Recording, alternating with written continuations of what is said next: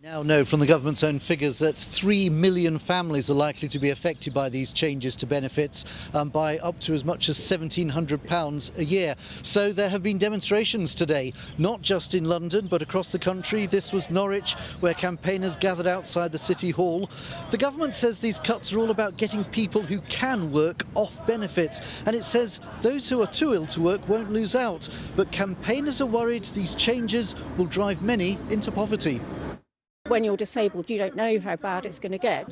I am very afraid that I have no future, is the truth. Some of these cuts aren't due to come in for 18 months. That means people with mental health problems are stressed out their eyeballs for the next 18 months. Labour aren't supposed to do this to some of the most vulnerable in society. I just don't understand.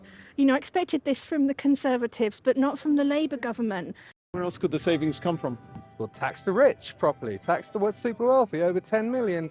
If you got that. What they know and what we know, because of the DWP figures, is more disabled people will die as a result of these cuts. And it was those cuts which were the main talking point among MPs after the Chancellor's statement. People can't get doctors and dentist appointments when they need one. They see schools that are crumbling, that don't have the funding they need.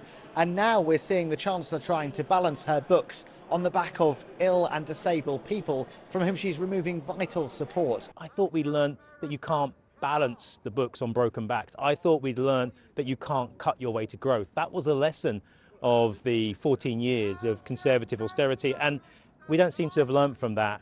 There are choices here. We haven't taken the right choices, and we're now in a situation where potentially between 1 and 3 million people are going to have less money, some of the poorest and most vulnerable. The welfare system that we inherited from the Conservatives just wasn't fit for purpose at all. It wasn't protecting the most vulnerable, and it was costing our country a massive amount of money. What decisions this government has taken means that we can get more people back into work, people who, I've heard on the doorstep, who want to be in work but are scared to make that jump and lose their welfare benefits. Angie, these are nervous times for Labour MPs who'd been hoping the economy would be much better by now and they wouldn't be having to make decisions like this. No local announcement today's, it was all big picture stuff.